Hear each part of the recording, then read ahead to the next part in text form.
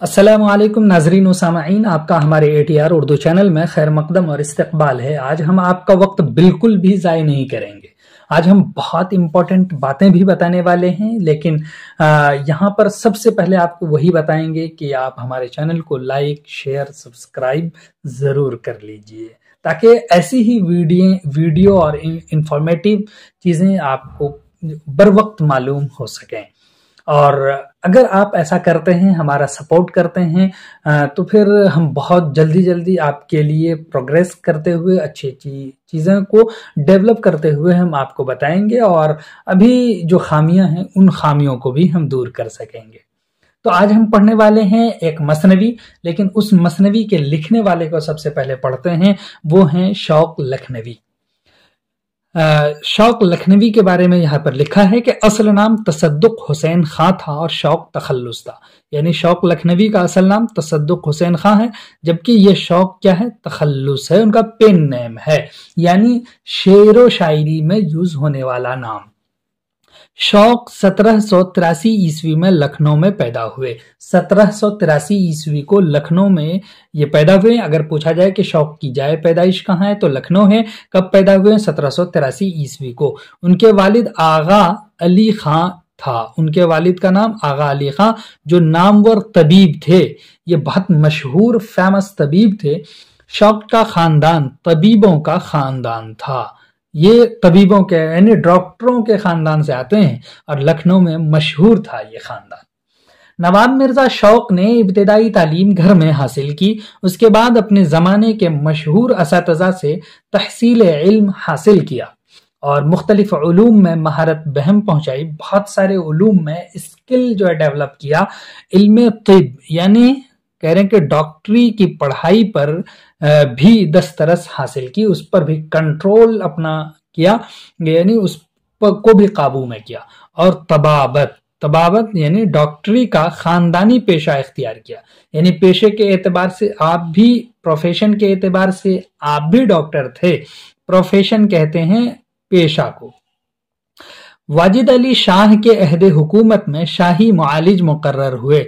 किनके ज़माने में आप शाही मुआलिज थे?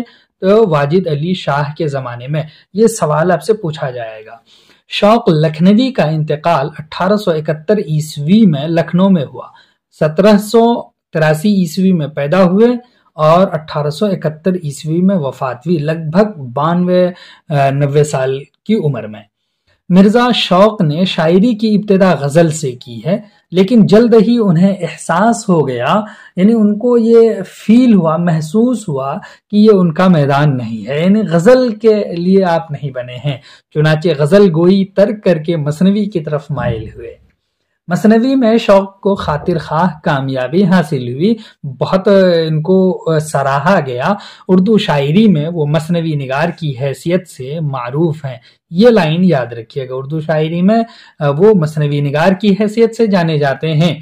उनकी मसनवियाँ ज़हरे इश्क, बहारे इश्क और फरेब इश्क काफ़ी मकबूल हुई और उनकी दाइमी शोहरत का बाइस बनी।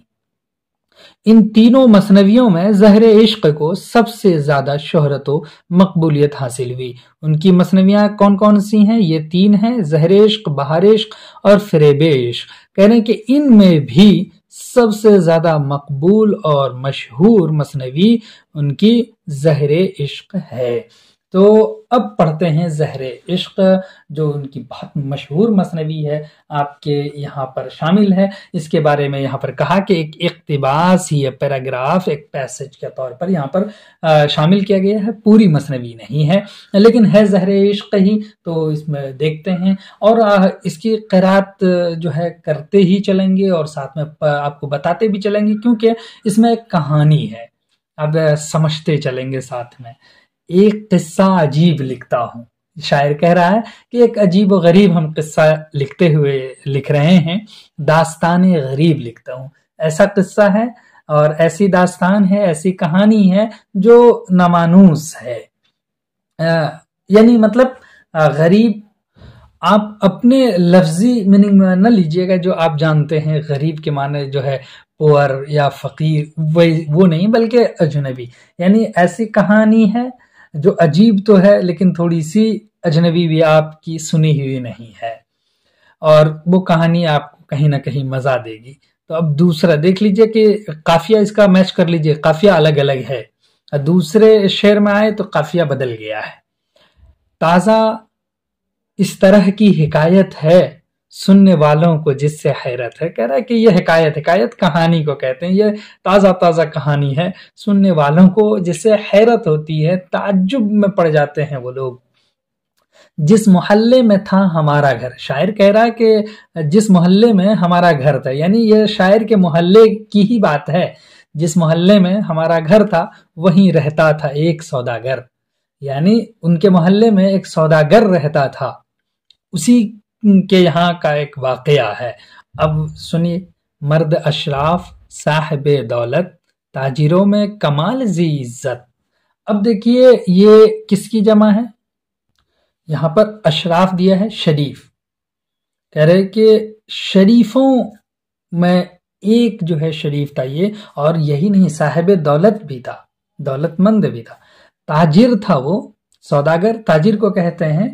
تو کہہ رہے ہیں کہ وہ ایسا تاجر کہ بہت ہی عزت والا تھا اور کمال کی عزت تھی ان کی، ایک بڑا نام تھا ان کا۔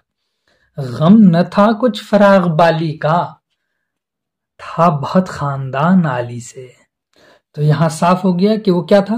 فراغ بالی، یعنی آسودہ حال تھا، یعنی ان کو ہر چیز کی فراوانی تھی، ان کے پاس جو چاہیے وہ مل جاتا تھا، اسی کو کہتے ہیں فراغ بالی۔ تو وہ تاجر فراغ بالی تھا، غم نہ تھا کچھ فراغ بالی سے، فراغ بالی کی وجہ سے اس کو کوئی بھی غم ٹینشن نہیں تھی۔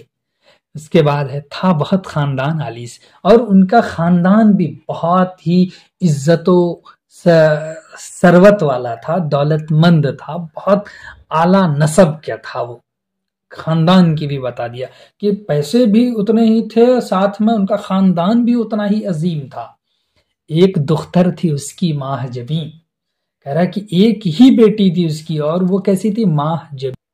اچھا، یہاں پر جبیں اصل میں کہتے ہیں پیشانی کو، ماہ کہتے ہیں مہینے کو، ماہ جبیں کہہ گیا، اس کا مطلب کیا ہوا؟ یہاں تو آپ کہہ سکتے ہیں حسین، یہ اصطلاحی معنی، ماہ جبیں چاند کی پیشانی، جس کو چاند کی پیشانی سے اس کو تشبیہ دی، اس کی بیٹی ایسی تھی، یعنی بہت خوبصورت تھی۔ اب تو ڈائریکٹ بولتے ہیں ماہ جبیں بیٹی کے لیے۔ شادی اس کی نہیں ہوئی تھی کہیں، کہہ رہے ہیں کہ اس بیٹی کی، اس کی ابھی شادی ہی نہیں ہوئی تھی۔ ثانی رکھتی نہ تھی وہ صورت میں، ثانی کہہ رہے ہیں کہ اس کے مثل، اس کے لغوی معنی ہے دوسرا کے، یعنی اس کی ابھی جو شادی نہیں ہوئی تھی اس کے جیسے، اس کے مثل، اس کا مثال، اس جیسی شکل و صورت والی نہیں تھی، تو اس کی کوئی ثانی ہی نہیں تھی۔ غیرت حور تھی حقیقت میں، کہہ رہے ہیں کہ وہ بالکل حور کی طرح سے، جو حور کے بارے میں ہم سنے ہیں بالکل اسی کی طرح سے تھی حور کی حقیقت میں۔ سبز نخل گل جوانی تھا، حسن یوسف فقط کہانی تھا۔ کتنی بڑی بات یہاں پر کہہ دی ہے۔ سبز کہتے ہیں ہرے کو، نخل کہتے ہیں پیڑ کو، اور گل کہتے ہیں پھول کو، یعنی ان کی جوانی ہرے بھرے پیڑ کے پھول کی طرح سے ان کی جوانی تھی۔ حسن یوسف فقط کہانی تھا، کہا کہ جو آپ حضرت یوسف کی کہانی سنے ہیں، ان کے حسن کے، ان کی خوبصورتی کے جو چرچے ہیں، وہ تو بس کہانی ہے، اس سے حقیقت میں یہ ہے۔ اس سن و سال پر کمال خلیق، ڈھال چال انتہا کی نستعلیق، کہہ رہے ہیں کہ جو ان کی عمر تھی اور اس میں کمال خلیق تھی، یعنی بہت ملنسار تھی، اور چال ڈھال انتہا کی نستعلیق تھی ان کی۔ نستعلیق کہتے ہی ہیں تہذیب کو، یعنی بہت سلیقے سے کسی چیز کو کرنے کو، چال ڈھال بہت سلیقے کی تھی، اور خلیق کہتے ہیں ملنسار کو اور خوش مزاج کو۔ سن و سال جو ہے کہ اس سن و سال پر کمال خلیق تھی، بہت زیادہ خوش مزاج بھی تھی، اور یہ جو اس کی ایک طرح سے خوبصورتی کے لیے جو الفاظ ہو سکتے ہیں، چال ڈھال کے سلیقے جس سے ظاہر ہوتی ہوں، وہ سارے کے سارے اس پر چپکا دیے ہیں انہوں نے۔ چشم بددور وہ حسین آنکھیں، چشم بددور کا مطلب ہوتا ہے کہ बुरी नजर दूर हो, बुरी नजर से पनाह हो, यानी उस पर उसको नजर न लगे, यानी बुरी नजर न पड़े उसको। चश्म आंख को कहते हैं, वो हसीन आंख है। कह रहे हैं कि हम जो ये तारीफ कर रहे हैं तो हमारी बातें जो उनको लग न जाए, बल्कि क्या है कि उनकी बहुत खूबसूरत आंखें थी। रश्क चश्मे गजाल चैन आंखें, चश्मे गजाल चीन आंखें। तो इस तरह से थी। और यही नहीं बल्कि गजाल कहते हैं हिरन, हिरनी को, यानी हिरनी जैसी आंखें कि उनकी आंखों पर हिरन को भी क्या हो जाए, रश्क आ जाए। था जो माँ बाप को नजर का डर, आंख भर न देखते थे उधर। इसीलिए तो ऊपर में चश्मे बद्दूर कहा। कह रहा है कि माँ बाप को नजर लगने का डर था, तो उन्होंने कभी भी उसकी तरफ नहीं देखा गौर से, नजर भरकर न देखा। ये मुहावरा है, यानी ठीक से न देखने के लिए नजर भरकर देखना कहते। थी जमाने में बेअदील व नजीर, खुश गुलू खुश जमाल खुश तकरीर। यानी कह रहे हैं कि बेअदील और बेनजीर थी उसकी इतनी सिफत। कैसे? खुश गुलू, खुश जमाल, खुश तकरीर, 3 सिफत बयान कर दी।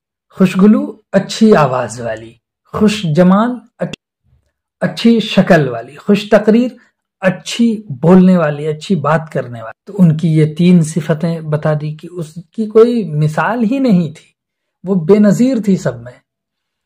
था न उस शहर में जवाब उसका तो जवाब ही नहीं था उस शहर में। हुस्न लाखों में इंतखाब उसका, लाखों में उसको इस तरह के हुस्न मिले हुए थे। शेर गोई से ज़ौक़ रहता था, उनको शेर गोई का एक ज़ौक़ था, लिखने पढ़ने से शौक़ रहता था। शेर गोई का एक ज़ौक़ मिला था और लिखने पढ़ने का एक शौक़ था, उसी से मतलब था उनको।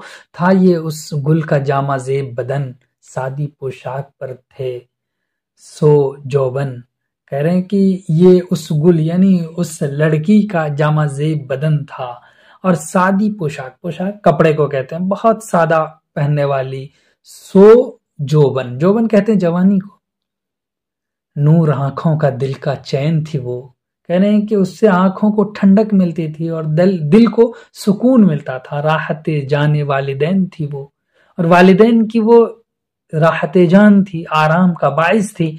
एक दिन चरख पर जो अब्र आया, चरख कहते हैं आसमान को, चरख नीली फाम बोलते हैं, नीला आसमान।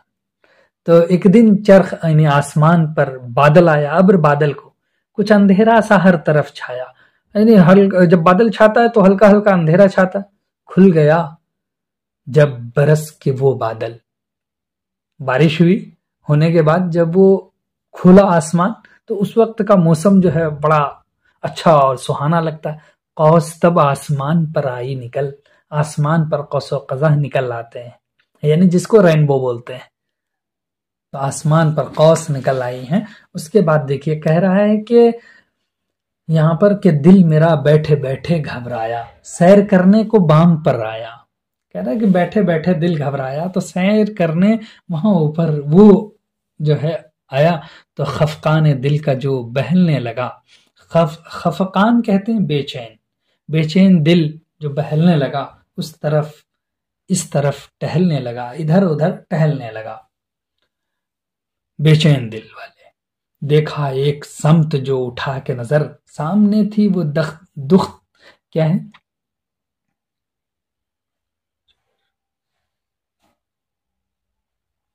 इधर एक समत जो नजर उठा के देखा, तो सामने थी वो दुख्तरे सौदागर, सौदागर की वही बेटी नजर आई सामने। साथ हमजोलियां भी थीं 2-4, उसके भी कुछ हमजोली, साथ में उठने बैठने वाले सहेली दोस्त यार 2-4 उसके साथ थे। देखती थी वो आसमां की बहार, वो आसमान की बहार देख रही थी। बाम से कुछ उतरती जाती थी, चहलें आपस में करती जाती थी। चहलें चलना, यानी वो बात भी कर रही थी और चल भी रही थी। ये सारा काम उसका चल रहा था, देख रही थी। रह गई जब अकेली वो गुलरू, जब वो वहां पर अकेली रह गई, निगरां सैर को हुई हर सू, तो सैर को हुई हर सू, चारों तरफ हुई मेरी जो उसकी 4 निगाह। जब उसकी निगाह 4 हुई یعنی آنکھوں سے آنکھیں ٹکرانے کو نگاہیں چار کرنا کہتے ہیں، نگاہیں چار ہونا۔ تو نگاہوں سے نگاہیں ملی، منہ سے بے ساختہ نکل گئی آہ، یعنی دل سے جو کیفیت ظاہر ہو رہی تو وہ منہ سے اچانک سے ایک بیک آہ کی آواز نکلی۔ حال دل کا کہا نہیں جاتا، خوب سنبھلا نہیں غش آ جاتا۔ کہا کہ حال دل کا بالکل بے حال ہو گیا تھا، خوب سنبھالا لیکن غش آ گیا۔ نہ ہوا گو کلام فی مابین، کہہ رہے ہیں کہ دونوں کے درمیان بات چیت تو گرچہ نہیں ہوئی، روح قالب میں ہو گئی بے چین۔ جو ہمارے اندر، جو ہمارے ڈھانچے میں، ہمارے جسم کے اندر ایک روح ہے، وہ بے چین ہو گئی۔ تیر الفت کا تھا لگا کاری، یعنی خطرناک جو ہے محبت کا تیر، الفت کا تیر لگا، زبردست تیر لگا، یعنی کاری ضرب لگنا، یعنی تیر جو ہے محبت کا ان کو تھوڑا گہرا لگا۔ اشک بے ساختہ ہوئے جاری، آنکھوں سے آنسو یک بیک بہنے لگے، جاری ہو گئے، رواں ہو گئے۔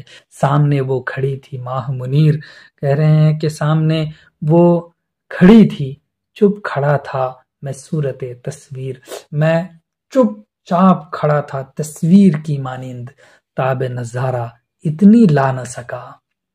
کہہ رہے ہیں کہ ان کے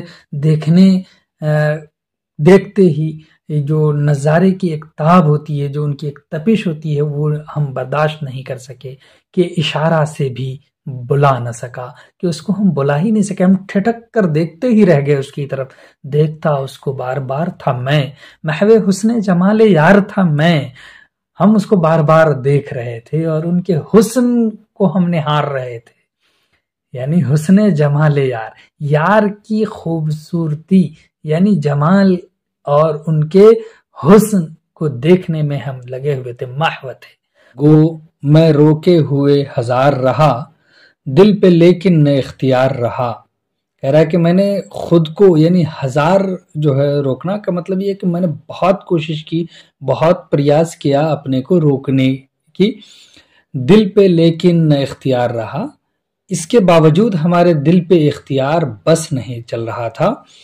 اسی صورت سے ہو گئی جب شام، جب اسی حال میں جب شام ہو گئی، لائی پاس اس کے ایک کنیز پیام، اس کے پاس ایک کنیز آئی اور یہ پیام لائی، یعنی پیغام، میسج لائی۔ بیٹھی ناحق بھی ہولیں کھاتی ہیں، اماں جان آپ کو بلاتی ہیں، گیسو رخ پر ہمارے ہلتے ہیں، چلیے اب دونوں وقت ملتے ہیں۔ آئیے اس مثنوی میں جو کہا گیا ہے ایک مرکزی خیال کے روپ میں یا خلاصے کے روپ میں آپ کے سامنے ہم اس کو پیش کریں گے، تاکہ آپ اس کو سمجھ سکیں کہ کیا اس میں کہا گیا ہے۔ مثنوی کے اس اقتباس میں قصہ شروع کرتے ہوئے مثنوی نگار نے ایک سوداگر کی لڑکی کا ذکر کیا ہے۔ دیکھ لیجئے، یہ یاد رکھیے گا، مثنوی نگار نے کس کا ذکر کیا؟ سوداگر کی لڑکی کا ذکر کیا ہے، اور کئی اشعار میں اس کی داخلی اور خارجی خوبیوں کا ذکر کیا، یعنی اس میں کئی اشعار ایسے آئے جب ہم پڑھ رہے تھے، آپ کو بتا رہے تھے تو آپ دیکھ رہے تھے کہ کچھ اندرونی اور کچھ ظاہری جو ان کی کوالٹیز اور خوبیاں تھیں اس کا ذکر کیا ہے اشعار میں۔ سوداگر کا گھر مثنوی نگار کے پڑوس میں تھا، جیسا کہ ہم بتا چکے آپ کو، پڑوس میں تھا، اس لیے وہ اس کی دولت و ثروت سے واقف تھا اور اس سوداگر کی شرافت کا بھی۔ وہ ایک بڑا تاجر تھا۔ کون؟ سوداگر تاجر تھا اور بہت بڑا تھا، اعلیٰ خاندان سے تعلق رکھتا تھا۔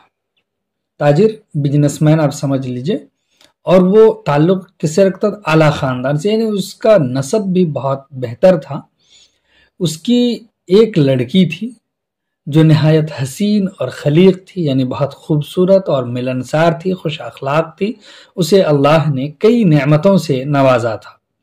ان اشعار میں شاعر نے اس کا سراپا اتارنے کی کوشش کی، یعنی اسی لڑکی کا سراپا، اس کے ہر نقل و ادا کو پیش کرنے کی کوشش کی ہے۔ ظاہری خوبیوں کے ساتھ ساتھ اس میں کردار کی خوبیاں بھی تھیں۔ حد یہ ہے کہ اسے شعر گوئی کا بھی شوق تھا، جیسا کہ شاعر نے ذکر کیا ہے۔ इस तरह कहानी को आगे बढ़ाते हुए मसनवी निगार ने ये बताया है कि एक दिन आसमान पर बादल छाया हुआ था, मौसम निहायत खुशगवार हो गया। वो तफरीह के लिए अपने मकान की छत पर गया, यानी घूमने के लिए। तो उसने देखा कि सौदागर की बेटी भी अपनी सहेलियों के साथ छत पर महवे गुफ्तगू है। फिर उसकी सहेलियां रुखसत हो गईं और वो अकेली रह गई। इत्तेफाक से उन दोनों की नजरें चार हुईं, यानी दोनों की आंखों में आंखें टकराईं और पहली ही नजर में उल्फत का तीर दिल में पैवस्त हो गया, यानी एक दूसरे से दोनों को मोहब्बत हो गई। वो इस कदर हसीन थी कि उसे देखने की ताब नहीं थी। रफ्ता रफ्ता शाम हो गई और उस खूबसूरत लड़की की कनीज ने आकर उसे ये प्याम सुनाया कि उसकी माँ ने उसे बुलाया है। गरज देखते देखते ये सहर अंगेज माहौल खत्म हो गया। तो ये आपने मरकजी ख्याल या खुलासा यहाँ पर देख लिया है। अब मारूजी सवालात जो किताब में हैं वो ये हैं कि मिर्ज़ा शौक का असल नाम क्या था? तसद्दुक हुसैन खां था, बे में है और ये करेक्ट है। नंबर 2 है मिर्ज़ा शौक की सने पैदाइश क्या है? तो 1783 ईस्वी है, दाल में, और ये करेक्ट है। 3 नंबर क्वेश्चन है कि मिर्ज़ा शौक का खानदानी पेशा क्या है? खानदानी पेशा पूछा है, तो मिर्ज़ा शौक का खानदानी पेशा तबाबत का था, यानी डॉक्टरी का था। इसी तरह से नंबर 4 है कि मिर्ज़ा शौक का इंतकाल कब हुआ? मिर्ज़ा शौक का इंतकाल हुआ है 1871 ईस्वी में, और ये अलिफ में है। इसी तरह से नंबर 5 है मिर्ज़ा शौक की मसनवी का नाम बताइए। मिर्ज़ा शौक की मसनवी जो यहाँ पर शामिल है वो फ़रेब इश्क है। आपको बताया कि 3 मसनवियाँ हैं, 3 मसनवियों में सबसे ज़्यादा ज़हर इश्क मशहूर है, लेकिन यहाँ पर फ़रेब इश्क ऑप्शन में दिया है और ये करेक्ट है। उसके बाद है मुख्तसर सवालात कि ज़ेर निसाब नज़्म शायरी की किस सिन्फ़ से ताल्लुक़ रखती है? तो आप यहाँ पर किसकी जगह लिखिएगा? ज़ेर निसाब नज़्म शायरी की सिन्फ मसनवी से ताल्लुक़ रखती है। इसी जगह आप घुसाइए, मसनवी से ताल्लुक़ रखती है। अब इसके बाद क्वेश्चन आपके सामने है नंबर 2 कि सिन्फ मसनवी से अपनी वाक़फ़ियत का इजहार कीजिए। तो आप इसके ऊपर जो है कई मज़ामीन हैं वो देख लीजिए, हमने बताया हुआ इससे पहले।